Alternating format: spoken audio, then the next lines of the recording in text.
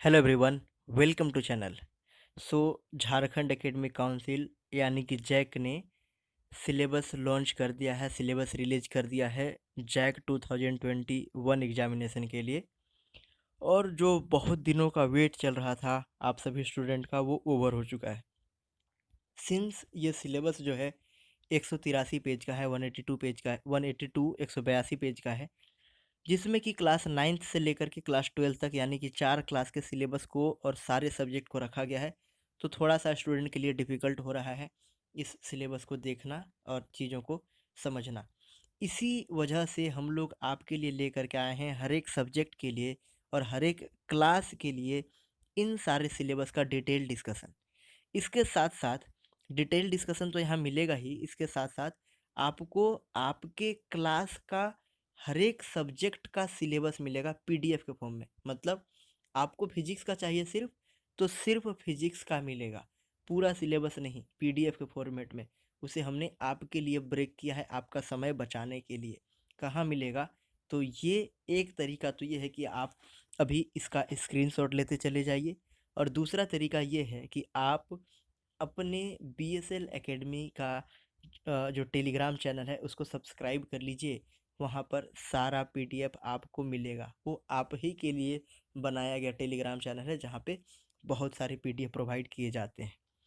चलिए वीडियो में हम लोग आगे बढ़ते हैं और देखते हैं कि फिजिक्स जो हमारा सब्जेक्ट है क्लास ट्वेल्थ के साइंस स्टूडेंट के लिए, उसमें कौन कौन से चैप्टर को रखे गए हैं, और उस चैप्टर को अगर रखा गया तो उसमें कौन सा पार्ट को डिलीट किया गया है, हमें क्या पढ़ना होगा और क्या हम स्किप कर सकते हैं।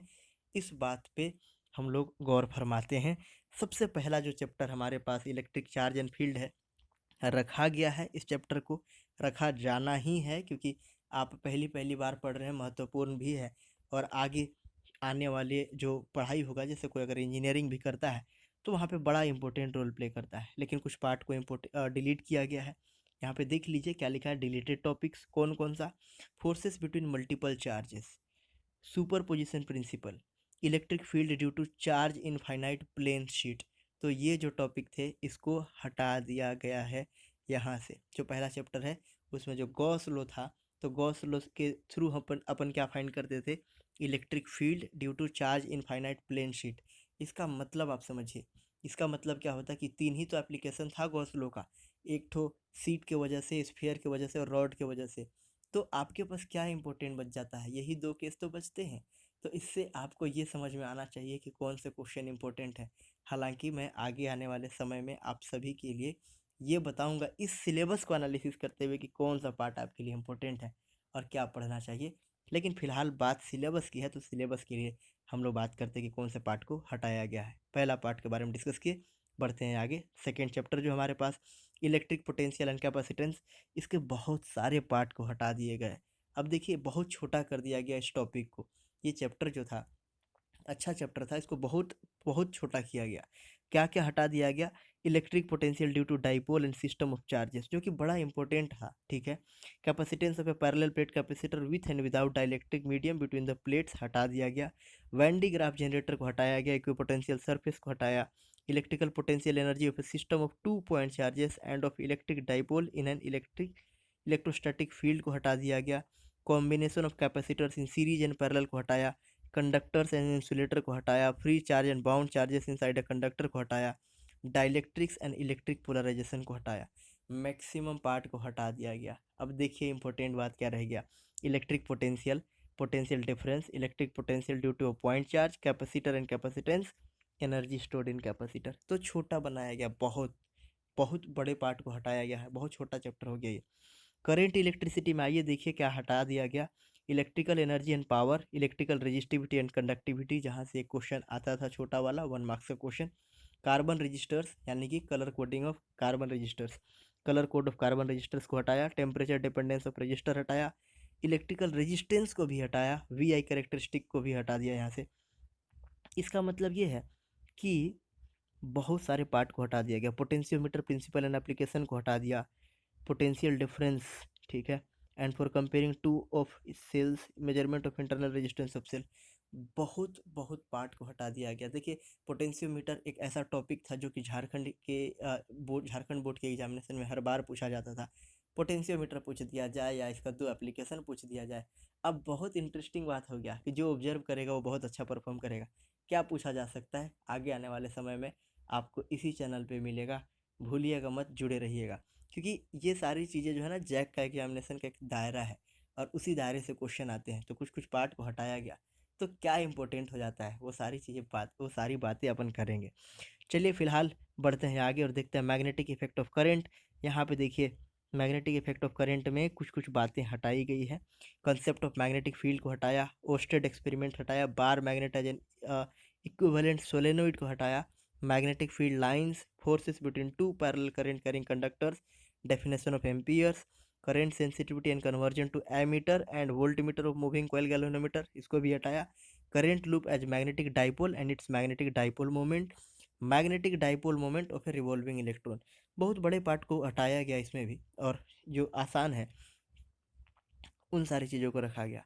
अब मैं आपको एक बात कहता हूँ इस टॉपिक से, कि जब इन सारी चीज़ों को हटाया गया ना, तो एक टॉपिक जो बहुत इंपॉर्टेंट है, आप इसको चेक कीजिएगा कि आपके आने वाले एग्जामिनेशन में कितना इंपॉर्टेंट होता है, साइक्लोट्रॉन। तो साइक्लोट्रॉन बड़ा इंपॉर्टेंट हो जाएगा, और क्या इंपॉर्टेंट होगा आने वाली वीडियो में बात करेंगे।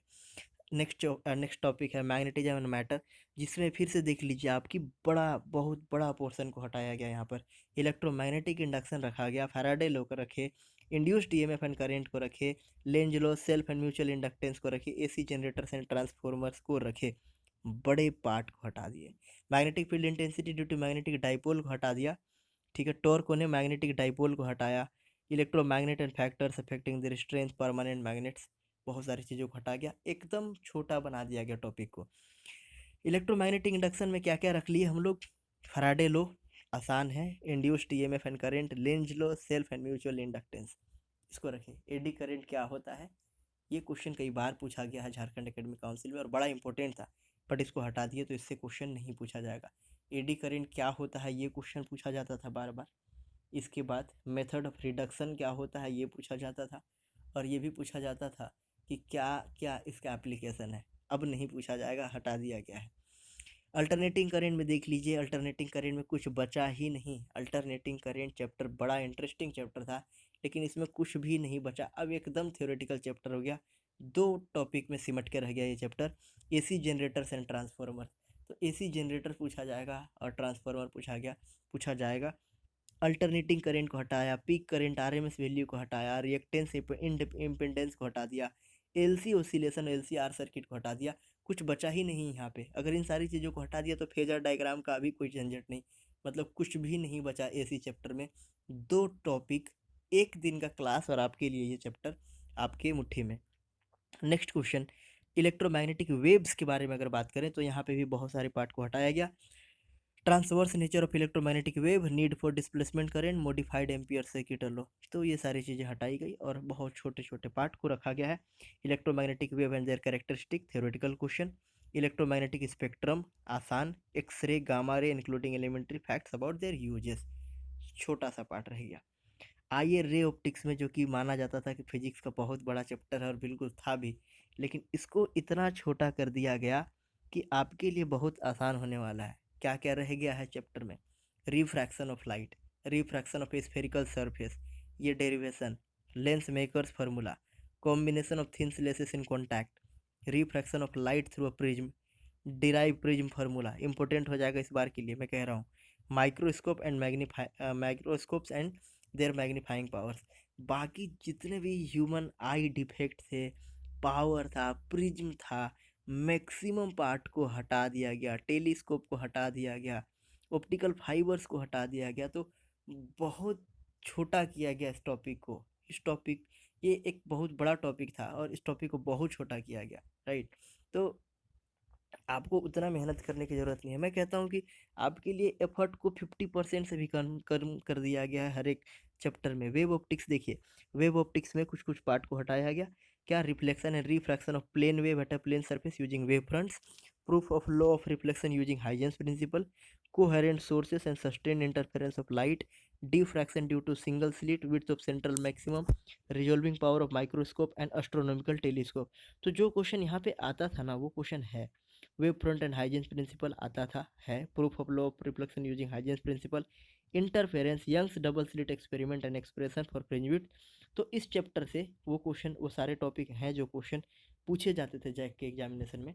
तो यहाँ पर जैक पॉइंट ऑफ व्यू से आपके लिए बहुत ज़्यादा एडवांटेज नहीं मिलेगा वेव ऑप्टिक्स में। बात हो अगर नेक्स्ट चैप्टर का जो है dual nature of matter and radiation, तो हर्ट्ज एंड लेनार्ड ऑब्जर्वेशन को हटाया, डेविसन गार्मर एक्सपेरिमेंट को हटाया, पार्टिकल नेचर ऑफ लाइट को हटाया,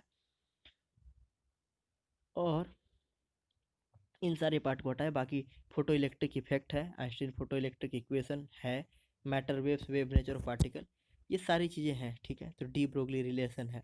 अब देखिए एटम्स में एटम को सेलेक्ट ही नहीं किया गया, और डिलीटेड टॉपिक मतलब आपके पास alpha particle scattering experiment, Rutherford model of atom, Bohr model, energy level, इस हाइड्रोजन स्पेक्ट्रम, इन सारी चीज़ों को हटा दिया गया। न्यूक्लियाई को भी बहुत छोटा कर दिया गया। एक तो आपके पास ये इक्वेशन हो गया n equal to N naught e to the power minus alpha T, ठीक है। केमिकल काइनेटिक्स में भी आप पढ़े होंगे शायद ये part, mass energy relation, mass defect, binding energy per nucleon, बाकी सारे पार्ट को, आइसोटोप, आइसोबार, आइसोटॉन, जिससे क्वेश्चन पूछे जाते थे उन सारे पार्ट को हटा दिया गया, बहुत छोटा रखा गया। सेमीकंडक्टर और इलेक्ट्रॉनिक मटेरियल जो है, डिवाइसेस एंड सिंपल सर्किट्स, इसमें भी मैक्सिमम चीज़ को हटा दिया गया। Zener diode as a voltage regulator जो एग्जामिनर का फेवरेट क्वेश्चन था, हटा दिया गया। ट्रांजिस्टर एक्शन को हटा दिया गया, ये सारी चीज़ें, ठीक है।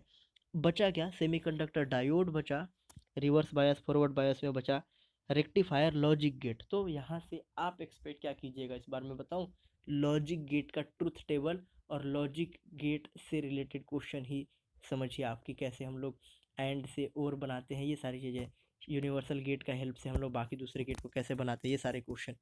तो ऐसे क्वेश्चन पूछेंगे, एंड से और वाला बात गलत है, वो नहीं बनाया जा सकता। बट ये सारी चीज़ें मतलब यूनिवर्सल गेट की हेल्प से हम लोग कैसे बाकी गेट को बनाते हैं, ट्रूथ टेबल पूछा जाएगा, ठीक है, बूलियन एक्सप्रेशन दिया रहेगा, उसको सॉल्व करना रहेगा, ये सारे क्वेश्चन आपके एग्जामिनेशन में बनेंगे। बात करेंगे उसके ऊपर, भूलिएगा नहीं, जुड़े रहिएगा इस चैनल से। लास्ट में कम्युनिकेशन सिस्टम है, और कम्युनिकेशन सिस्टम में भी मैक्सिमम चीज़ को हटा दिया गया, एक बात को रखा गया, एलिमेंट्स ऑफ कम्युनिकेशन सिस्टम और ब्लॉक डायग्राम ओनली। तो क्या क्या होता है उसमें, है ना, ट्रांसमीटर होता है, रिसीवर होता है, कम्युनिकेशन चैनल होता है, यही सारी चीज़ें, सिर्फ ब्लॉक डायग्राम और उसमें जो एलिमेंट यूज होते हैं उसका एक्सप्लेनेशन, तो बहुत बात बचा ही नहीं कम्युनिकेशन सिस्टम में, राइट। तो इस तरीके से आपके झारखंड एकेडमिक काउंसिल का जो फिजिक्स का पेपर होगा क्लास 12th साइंस स्टूडेंट के लिए, उसका सिलेबस का मैक्सिमम पार्ट को हटाया गया है, और आपके लिए बहुत आसान बनाया गया है इस एग्जामिनेशन को। अब ज़रूरत किस बात की है, ज़रूरत इस बात की है कि आप उन सारे टॉपिक को ही पढ़िए जो कि झारखंड एकेडमिक काउंसिल के एग्जामिनेशन में पूछे जाएंगे, अगर आप जैक के एग्ज़ाम में अच्छा करना चाहते हैं तो। लेकिन अगर आप चाहते हैं कि आपका कंसेप्ट बने, और अगर आपके पास टाइम है, तो मैं कहूँगा, मेरा ये रिकमेंडेशन होगा कि अभी पूरे चीज़ों को पढ़ते रहिए। जब से आप एग्जामिनेशन पॉइंट ऑफ व्यू से पढ़ने लगिए, जब आपका स्टडी पूरा एग्जामिनेशन बेस्ड हो जाए, तो इस सिलेबस के हिसाब से ही पढ़िएगा, क्योंकि जैक इससे बाहर पूछेगा नहीं, ठीक। वीडियो को लास्ट तक देखने के लिए, हमसे जुड़े रहने के लिए आपका धन्यवाद। Thank you, thanks a lot, have a great day.